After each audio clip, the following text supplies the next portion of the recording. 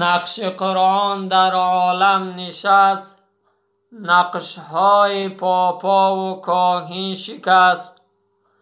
آنچه در دل گویم مضمر است، این کتاب نیست چیزی دیگر است. اما بعد، السلام علیکم و رحمت الله و برکاته. برادران و خواهران بسیار عزتمند و گرامی قدر، امروز هم که باشد به سمع شما یک احادیث را از جناب پیامبر صلی الله علیه و سلم به سمع شما میرسانم. با دقت عزیزان نوار را گوش کنید و به یار و دوستان خود بفرستید تا که از اون ثوابی که از اون عمل نیکی که الله میگوید در عمل نیک به همدیگر کمک کنید، از اون ثواب الله متعال من شما را بهره‌مند بگرداند. و امروز از مشکلات و از درد غم زندگی مفکوره ما مسلمان ها اکثریت ضعیف شدگی است. دیگر احادیث هم گوش کنیم، امر معروف هم گوش کنیم، با فهمش نمیریم.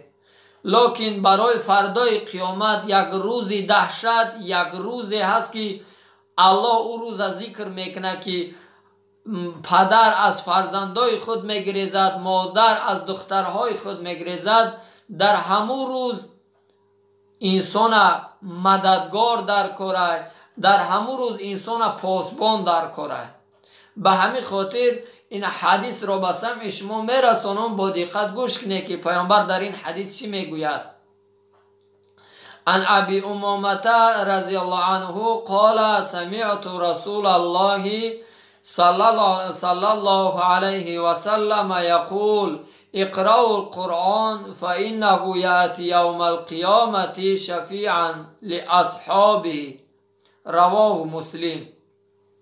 پیامبر گرامی اسلام در این حدیث گوهربار خود صلی الله علیه و سلم چی زیبا میفرماید، میگوید ای پیروان من، ای امتان من، اقرأوا القرآن، امر میکنم شما را که قرآن خوانی را چکا کنید، یاد بگیرید، زندگیتون با قرآن عظیم شأن چکا کنید، برپا بدارید. فإنه یأتی یوم القیامه، پس بدرسی که همون قرآن فردای قیامت میآید، شفیعا لاصحابه، شفاعت میکنه صاحب شه. فردای قیامت روزی دهشت که دیگه پدر دست ایتره نمیگیره، مادر دست ایتره نمیگیره، برادر دست میگریزد، مادر که در دنیا غم ایتره میخوره، برای تو شب روز خوابش نمیبره، در همون روز مادر از تو میگریزه. لکن در همون وقت مشکلی قرآن، همون عمل قرآن خوانی تو نزد پروردگار میروه و دعوا میکنه، تو را شفاعت میکنه، میگه یا الله من کلام تو هستم، یا الله این بندت مانده بود، این بندت بیفره بود، بسیار خسته بود، همینقدر شهوانی و نفس پرستی را یک سو گذاشت، ما که کلام تو هستم مرا تلاوت کرد، یا الله ما ای را شفاعت میکنم، نزد پروردگار دعوا میکنه. خوش به حال همون برادر، خوش به حال اون خواهری که امروز قرآن خوانی را یاد میکنه، قرآن خوانی را میتونه.